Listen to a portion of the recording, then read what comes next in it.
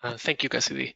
So hello everyone, and today I'm going to talk about high-level machine learning functions. And so let's get started. And especially I will show some use case examples with classify and predict. But before going to this to super functions, we're going to see some other image processing and audio processing functions like image identify and other image related functions, as well as audio identify, and then also explore a bit the future space plot. Before going to that, just like remind you, I think Cassidy mentioned that there is an optional daily challenge.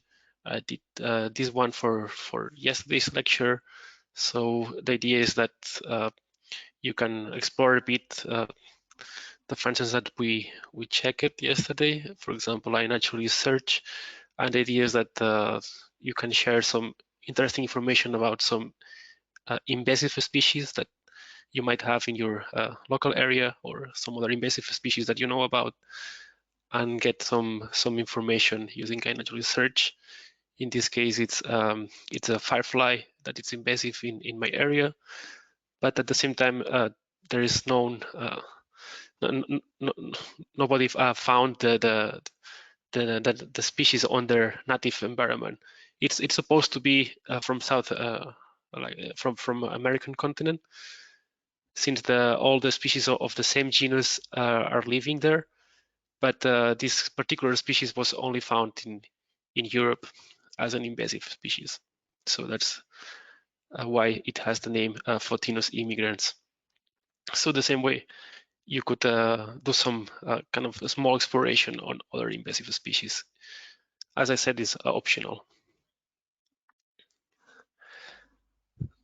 So then I will also check the classify function and do some examples with it. And finally, we're going to see the predict function and try to predict the age of Abalone. This is a mollusk, a marine mollusk, which I think it's also called ormer in UK, but Abalone is the US name. So let's start with which image identify. It's a function that will try to predict what's in the image, and it uses a built-in deep neural network. If you're interested on what was the data set trained for the image identify function, it's a data set consisting on over 3 million training images with over 4,000 classes of objects. In this case, I was testing with a monarch butterfly, and you can see that there's different options that you can specify that you want to get to identify only entities from the group of insects, and then specify how many entities you want to identify or give as output, and then the 10th most probable entities. In this case, you can see that it did a good job on identifying the butterfly. By the way, I think it was a butterfly photo that was taken by Cassidy and sent to me. So it's from Illinois, Champaign. Yes, that is. Exactly. And we will see later that it's a female. So we will build up a classifier using iNaturalist image of males and females of monarch butterflies and create our own classifier. We will see that later. So image contains Q. It's also interesting since it can allow you to create some automatization on identifying objects in images. In this case, you can either use the concept entity for bird or the species entity. Both will work fine. Or if you want, for example, to use this kind of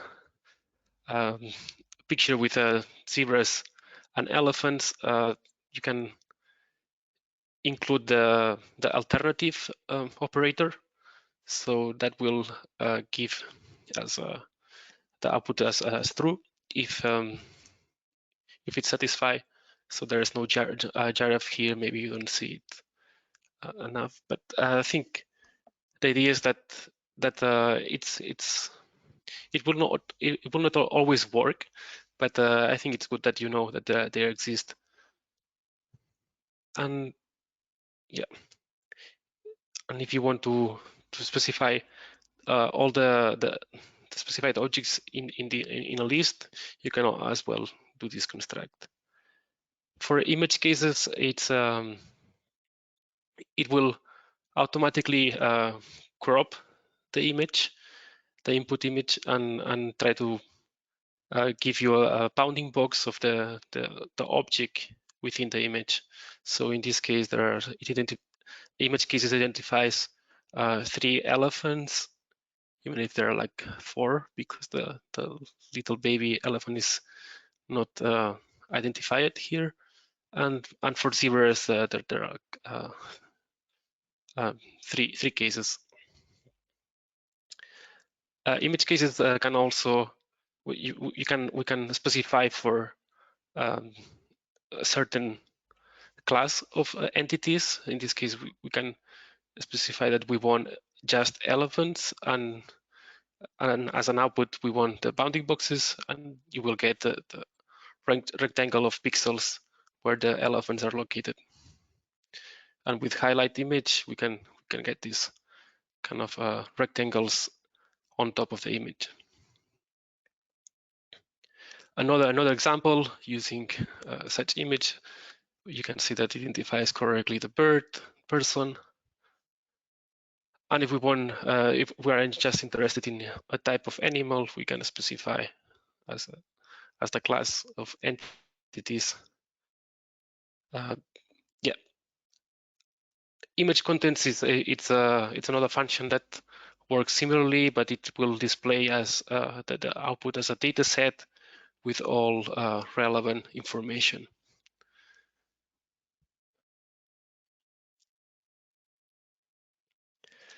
Another high-level function that exists in Wolfram Language 12 is audio identify. It will try to identify the type of sound, and in this case, it's a bird singing, and it does a good job on identifying that it's a chirp or a bird. I think here I could give you the first question to the poll. So let me share that. All right, so the first poll is does use the built-in function image identifier require training data as input? So do you need to give to the image identifier a training set?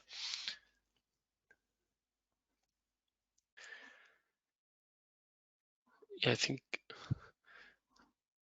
I could already close the poll since it's a quick one and share the results. So the answer is no. It already has the trained neural network inside it, so you only need to provide the input, an image. All right. So another interesting function that you should know about is the future space plot. It can be used on many types of data, including numerical, textual, sounds, and images, or a combination of these. And what it will try to do is to display the input data as a scatter plot based on the features that get extracted automatically. And in this case, I'm using images of cats and dogs. And you can see that in this scatter plot, it does a good job on separating the features of dogs in one part of the scatter plot of the and the cats on this. So this might give you an indication if it's going to be an easy task for a classify function to separate these classes of data.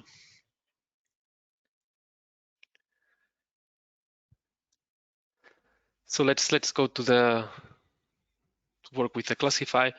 Yeah, I think as I mentioned, classify function can work on numerical, textual, and sounds and images, as well as a combination of these. Here I provide a toy example, so you know how does it work. It's you will as input you will need to give a training set. In this case, it's this list of examples consisting of a numeric input and a class label. There are two classes in this example, A and B, and then you just run the classify, and the classify function will automatically run for you several kind of methods and try to pick up the best one for your task, and it will give you as an output a classifier function. So here we can see that the input type was a numerical value. There were like two classes, A and B, and the method that classify pick it up for us was a logistic regression. And once we have the classifier function, we can input an unlabeled example, and it will try to predict the answer or the class. You can also ask for the probabilities, and we can see that in this example was 80% sure that it was A. Of course, it's just a toy example, but it's for giving you an idea how does classify works. And we can also like use multiple examples at once and run the classifier function. So the next example is going to be for classifying. We're going to try to classify male and female monarch butterflies using data from iNaturalist observations. So as we saw yesterday, iNaturalist search can help us to get observations on a variety of all kinds of species. And in this case, what I'm going to do is to ask for the species of monarch butterfly, Danaus plexipus, and then also ask for the option that we want only observations on male. Not all of the observations have the sex property. So some users don't tag the monarch butterflies that they are like taking photos of as male or female. So, but the good thing here is that since there are like thousands of observations, we can get quality grade, research grade observations of males of monarch butterflies. In I think there are like a few hundreds of them. So we're also asking for observations that contain images, and then in this case, I'm going to ask for the square image URL. This is it's a small in size. It's like a thumbnail, but it will give us a good, fairly good, a good enough picture of males and females. The same for females, and then an important part is to then create the training set, or kind of parse the data set as a list of key values where the first the key is it's the image that we want to fit, and then there is the class label. So here I'm using a thread, and don't forget to use random sample to randomize the data set. So there is a random list of males and females image. Then I'm going to use 150 examples as a training set.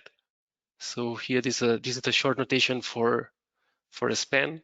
So I'm going to use the first 100 examples, and the rest of them are going to be used as a test set later on. So we can just run the classify function as the first input. We will use the training set, and here I'm using a performance called quality. And as you can see, then the classifier function that it's generated, the input type is image, and the class is female and male, and the method that the classify function automatically uses here is the logistic regression. It's the one that gave better results. We can check the accuracy and see that it's around like 55%. Note that we were using thumbnail images, so they are not really high resolution. We could have been using, instead of a square image URL, we could have been using image URL and import a large, a high quality image from the users. But in this case, it was already doing a fairly good job. We can also plot the confusion matrix using the test set, using classifier measurements.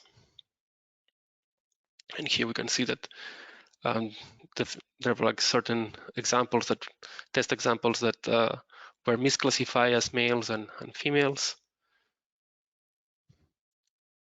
And for those that you don't know the difference between a male and a female, is that males have thinner veins and plus these black spots.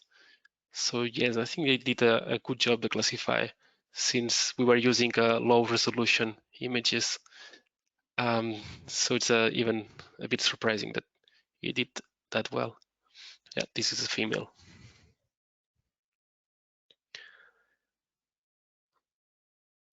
Let's move into another classify example using a famous data set from Fisher. It's a data set on iris flowers. There are like 3 different species of iris. You can see them here. I was getting the image using Wikidata data from Iris setosa, Iris versicolor, and Virginia iris. The good thing is that there is this built-in example data on Fisher iris that contains kind of a numerical vector on a few variables. I think these 4 vectors for numerical inputs on this vector are the length and the width of petals and setals. I think there are like 105 training examples. That these were observations, field observations that this biologist Fisher did in I think it was in the 1930s, so a long time ago. And from this data set, then we can run the classify on the training data, and it will be kind of learn open the features of these variables to classify the species of the flower. So it also decided that logistic regression was the best method here. So if you're, by the way, if you're interested on different methods for classify, you can check the documentation page for classify, and you can force the classify function to use a certain method, although it's there's like some built-in heuristics on picking up the best one for your task.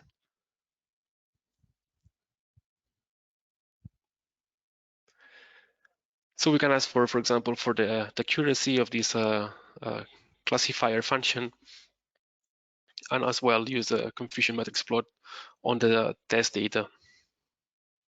So here even got better results than our previous examples on more butterflies. So at this point, I think I will give you the second poll question.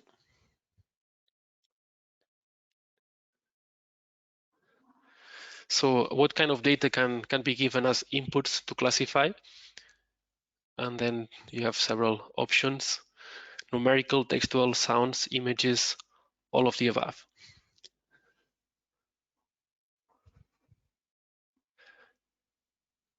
I will give you an extra minute to answer. But I think so far you have 100% right answers. So I think I will just close the poll and share the results.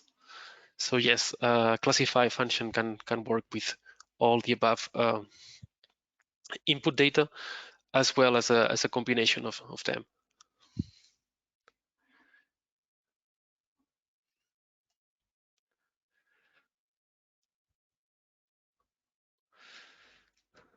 So let's jump into the predict function.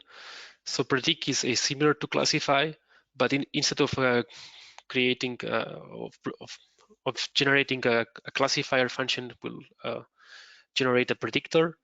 That means that instead of giving us a class as an output, it will give us a numerical value. So for this, I'm going to use an example on also a classic data set on abalones. Abalones are these kind of sea animal mollusk, like with they have this nice shell, and in this data set there's which is available in the Wolfram data repository as a resource object. There's a data set on different properties of the animal, and our objective is going to be to determine the age or the number of rings, which is closely related to the age, using these variables here, this set of properties: sex, length, diameter, height, whole weight, and yeah. So for this, basically, what we want is to first kind of get a data set, but with an association with key values, and we want to remove the units. So we were going to use the quantity magnitude to get the magnitude of and remove the units of these values. And then we are going to create a training set using the 80% of the original data set, and a testing set using the remaining of the data set. And finally, we were going to just use the predict function, and we want to use rings as our target variable. And you will see that the predictor function will contain a mixed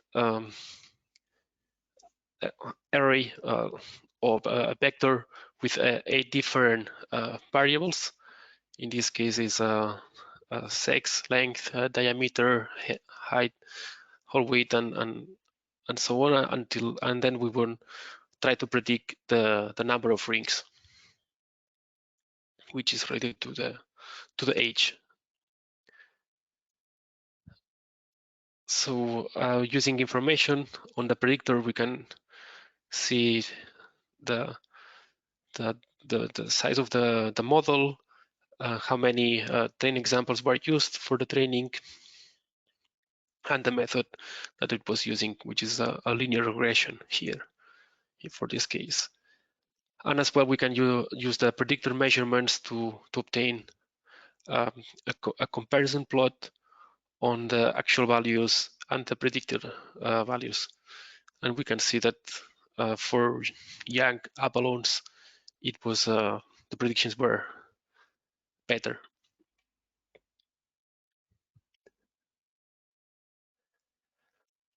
And I think for today that was the built-in functions that I wanted to show to you.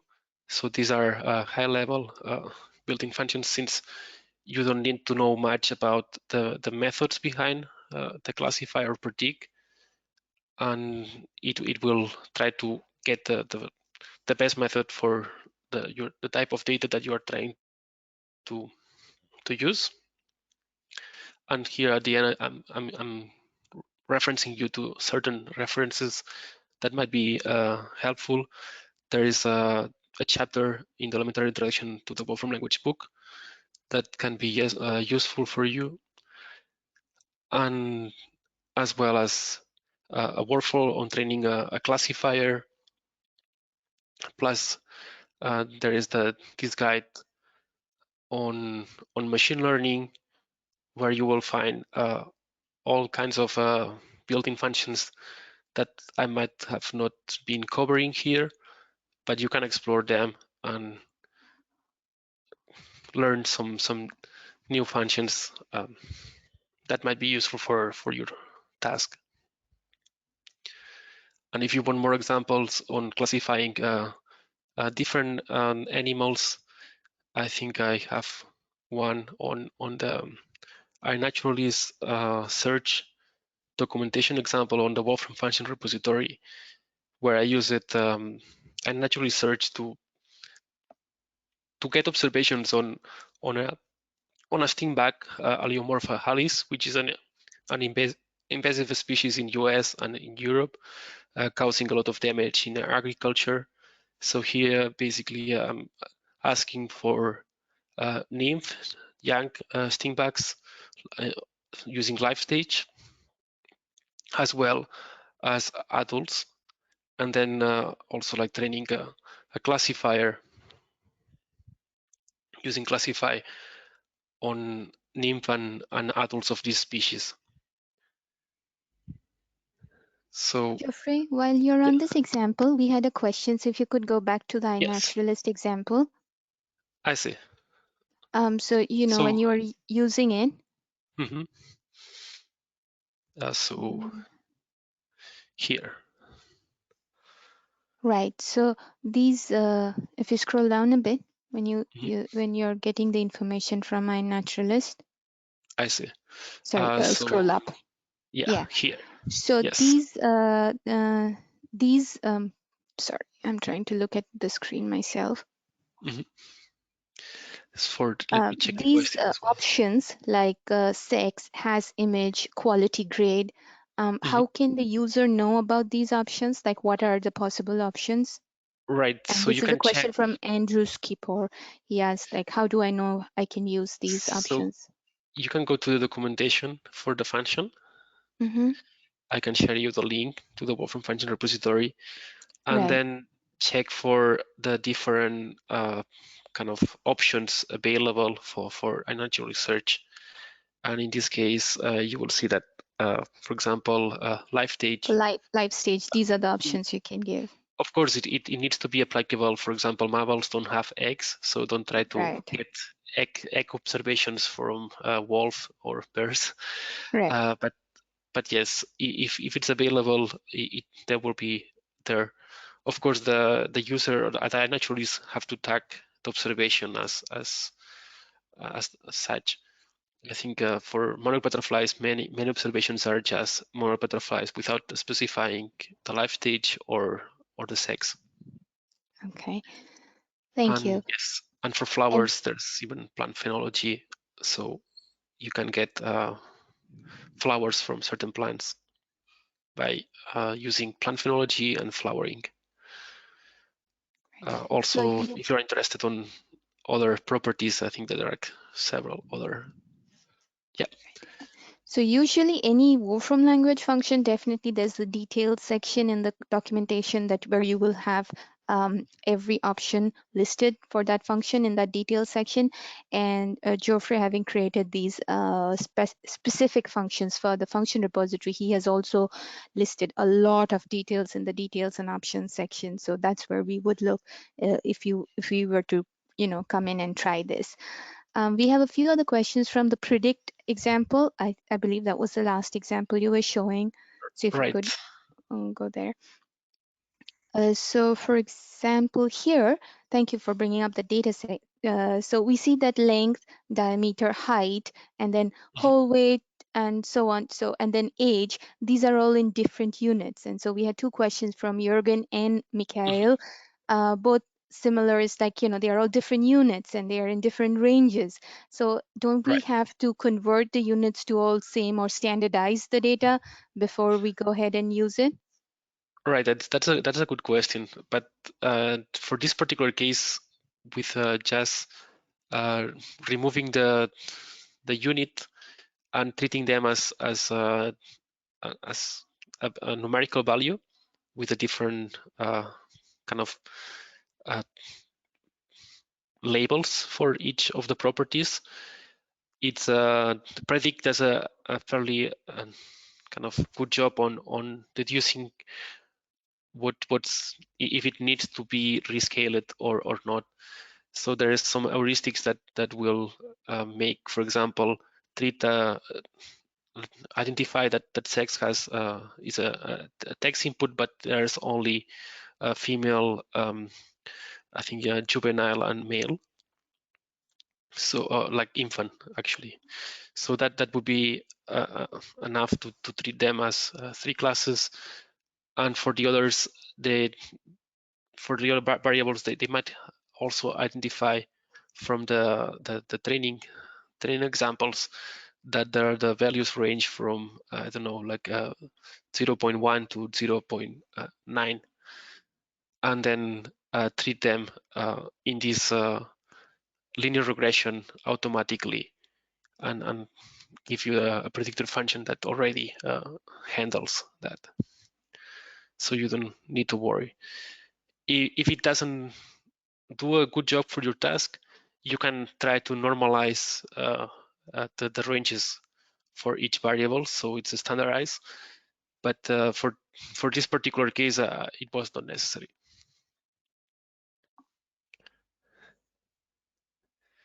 So that's like our predict and classify functions having been built to be as automated as possible. So even if you don't do a whole lot of data pre-processing, feature extraction, dimensionality reduction, all those things, under the hood, predict and classify are actually trying to do that, running a couple of batches and trying to do those things to identify what that specific feature, what is it looking like, what is its variation and all that stuff, and automatically tries to take care of it.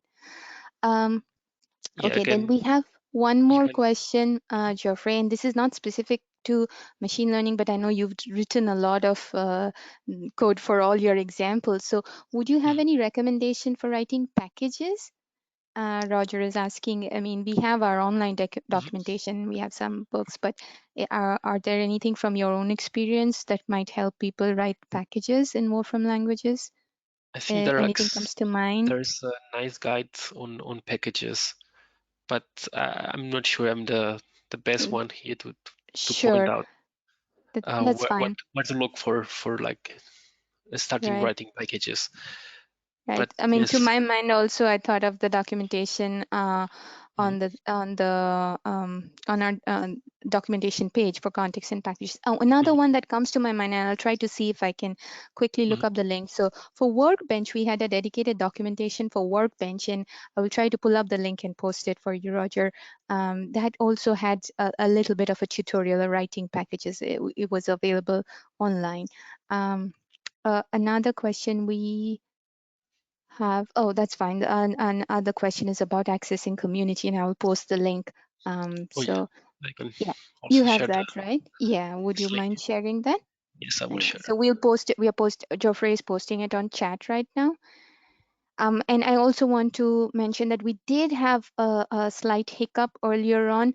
I know some of you were trying to post on community, and I myself had an issue, but I alerted the community forum folks, and so I think it's fine now. So if you had trouble earlier on posting a reply to Jofre's challenge, would you please try it again? We made sure it's working again. So if you still continue to have issues, then Nice. do let us know. But it should be working right now. It doesn't need to be any sophisticated answer to this first day challenge. It can be any invasive species. So don't worry to make any geographic exploit or just like anything that pops to your mind. And today maybe I will share another challenge on building up a classifier for a couple of species or yeah, something that comes to your mind on trying to classify some images with classify.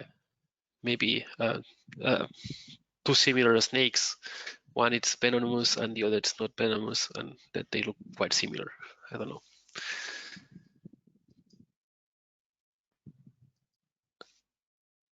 I think that there's no more questions, right?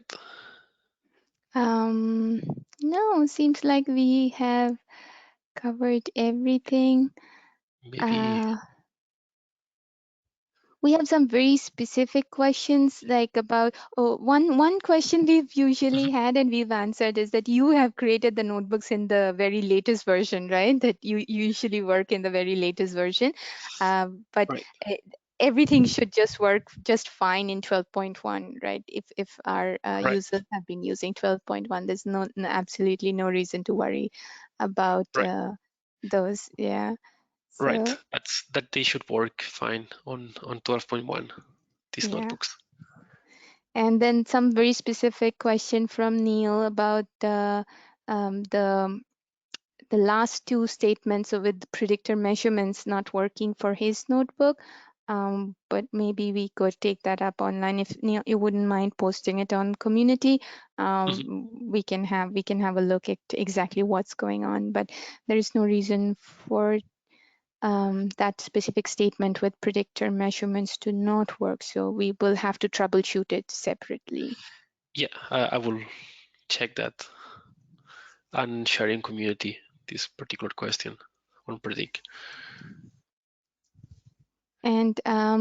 And for Roger, so I did hunt down that Workbench documentation on writing packages and application. I'm posting it in reply to your question right now. So I hope you and anyone else, if you're interested in writing packages. So this is really the Workbench documentation available because you would be using the Wolfram Workbench to writing packages. They have also included a section on how you can write packages. So hopefully you find that useful. I think we wrapped up early today. So Yes. if there are no further questions, we will end the session and we will hand things over to Cassidy.